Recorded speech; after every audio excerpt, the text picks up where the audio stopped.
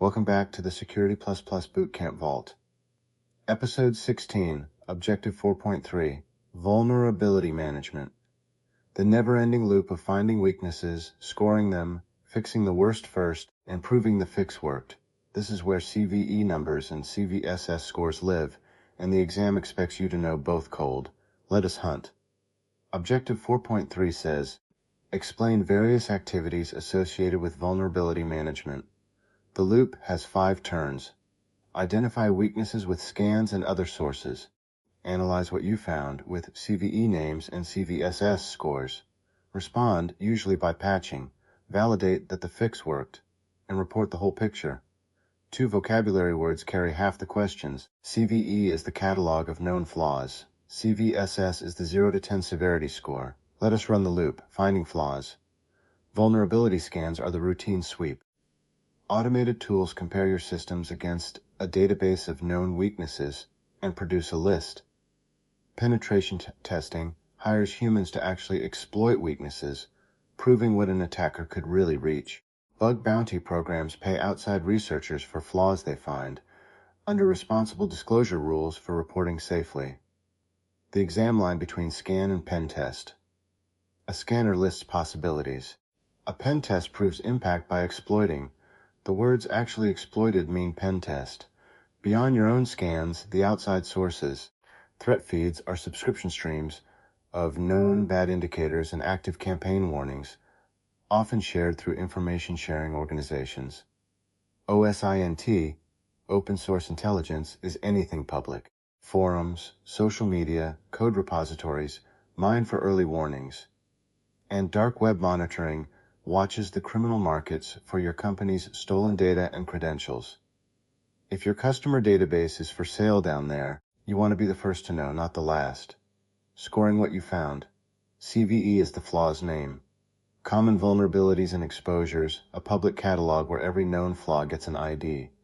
CVSS is the severity score, 0 to 10, and 9 or higher means drop everything. But raw scores get tuned by context. An internet-facing server with a 7 beats an internal test box with a 9, because exposure matters. And 2 scanner errors to keep straight. A false positive cries wolf about a flaw that is not real. Annoying. A false negative misses a real flaw. Dangerous. The exam asks which is worse, and it is the false negative. Checkpoint 1. The scanner reports a critical flaw on a server, but investigation proves the flaw does not actually exist there. What was that? A, a false negative. B, a false positive. C, a 0-day. D, an exploit. Did the scanner miss something real or report something fake? Pause now. The answer's B, false positive. The scanner reported a flaw that was not real. It cried wolf. Wasteful but survivable. The dangerous cousin is the false negative, where a real hole stays invisible because the scanner missed it. Keep the danger ranking straight, and both question versions are easy. Responding. Patching is the default answer, prioritized by severity and exposure, but it is not the only legal move. Insurance transfers part of the financial risk to someone else. Segmentation and compensating controls wall off what cannot be fixed, our old friends from episodes 1 and 10. And exceptions and exemptions are the documented no. The organization formally accepts the risk, in writing, with a review date. The keyword is documented. Quietly ignoring a flaw is never an answer. Formally accepting it on paper can be. Close the loop. After patching, rescan. The fix is only real when the scanner agrees it is gone. Audits go deeper, confirming the patch actually deployed everywhere it should have, not just on the machines that were easy.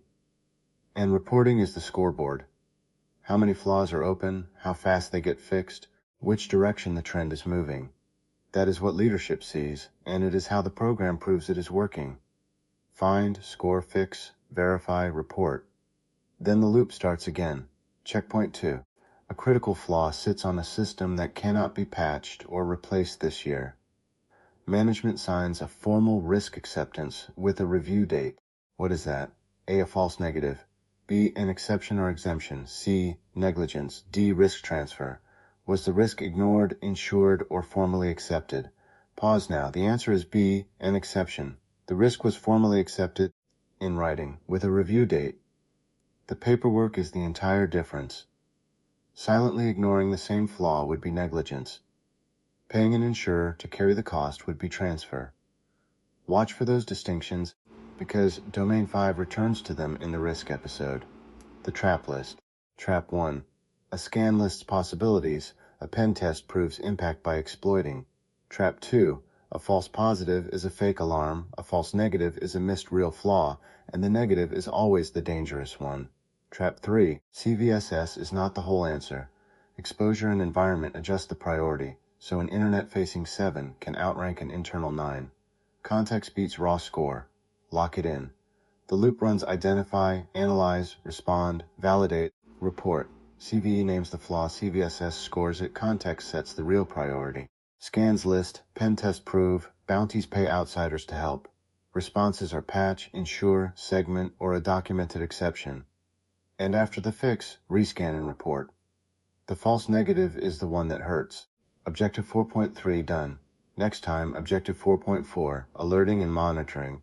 The SIEM, the acronyms around it, SNMP, NetFlow, SCAP, and the art of tuning alerts so the real attack does not drown in noise. See you inside the vault.